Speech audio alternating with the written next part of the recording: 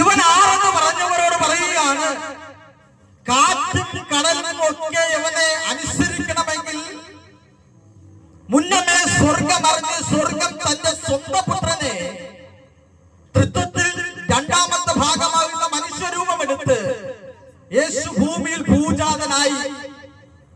യേശു ഭൂമിയിൽ ഭൂജാതനായത് വേറൊന്നും കൊണ്ടല്ല, പാപത്തിൽ കിടക്കുന്ന പാപമായ ശരീരമുള്ള മനുഷ്യനെ വീണ്ടെടുക്കുവാൻ പാപമില്ലാത്ത ശരീരമായവൻ ഭൂമിയിലേക്ക് ഇറങ്ങി വന്നു. അതാണ് കർത്താവായ യേശു ക്രിസ്തു.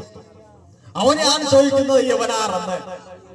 ഒരു പാട്ടുകാരൻ ഇപ്രകാരമാണ് പാടുന്നത്, പരമസമ്പന്നേ നീ ധരണിയിലേറ്റം, പരമസമ്പന്നേ നീ ധരണിയിലേറ്റം, ദരിദ്രനായി തീർന്നു സോമാനസാൽ എന്ന് പറഞ്ഞാൽ സ്വർഗത്തിലിരിക്കുന്ന പിതാവിന്റെ അടുത്തിരിക്കേണ്ട പുത്രൻ മനുഷ്യരൂപമെടുത്ത് ഭൂമിയിലേക്ക് ഇറങ്ങി വന്നു. അവൻ മനുഷ്യരെ വീണ്ടെടുക്കുവാൻ ദാസരൂപമെടുത്തു. അപ്പോൾ അങ്ങനെയാണെങ്കിൽ ദാസരൂപമെടുത്തവനാണ്. രക്ഷയുടെ ഉറവിടം എന്ന് പറയുന്നത് രണ്ട് ഭാഗത്തെയാണ്. ഒരു മനുഷ്യന് രക്ഷ വേണമെങ്കിൽ രണ്ട് ഭാഗം. ഒന്ന് ദൈവത്തിൽ നിന്നുള്ള രക്ഷ. ആ രക്ഷ പ്രാപിച്ചെടുക്കുന്നത് രക്ഷിതാവായിരുന്ന കർത്താവായ യേശു ക്രിസ്തുവിലൂടെ. അപ്പോ യേശുവിന്റെ ജനനം, രണ്ടാമതായി യേശുവിന്റെ മരണം കൊണ്ട് മനുഷ്യനെ വീണ്ടെടുത്തിരിക്കുകയാണ്.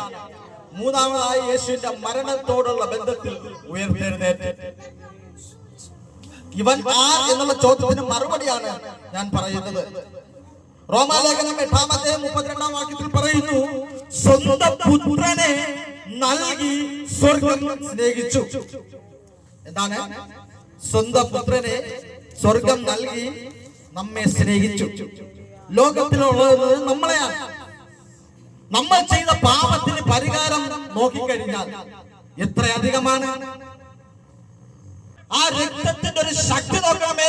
2025 വർഷങ്ങൾക്ക് മുമ്പ് മരിക്കപ്പെട്ട കർത്താവിന്റെ രക്തത്താൽ ഇപ്പോൾ ചെയ്ത നമ്മുടെ പാപങ്ങൾ പരിഹരിക്കപ്പെടണമെങ്കിൽ ആ പാപം, ആ രക്തം എത്ര വലുതായിരിക്കണം.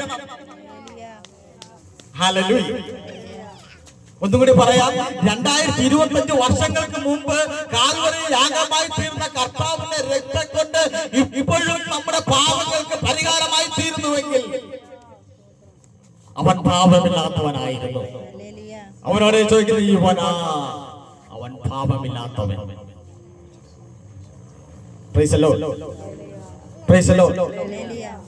ഈ പാപമില്ലാത്തവനെ ഉയർത്തി കാണിക്കുക എന്നുള്ളതാണ് ഞങ്ങളുടെ ലക്ഷ്യമെന്ന് പറയുന്നത്. അതിനു വേണ്ടിയാണ് ഇങ്ങനെ ഈ മുറ്റത്ത് കൺവെൻഷനായി ഞങ്ങൾ കൂടി വന്നിരിക്കുന്നത്. ഞങ്ങൾക്ക് ഒരേ ഒരു കാര്യമേ ഇവിടെ ഇരിക്കുന്നവരുടെ ദേശത്തോട് പറയുള്ളൂ, മറ്റൊരുത്തരും രക്ഷയില്ല.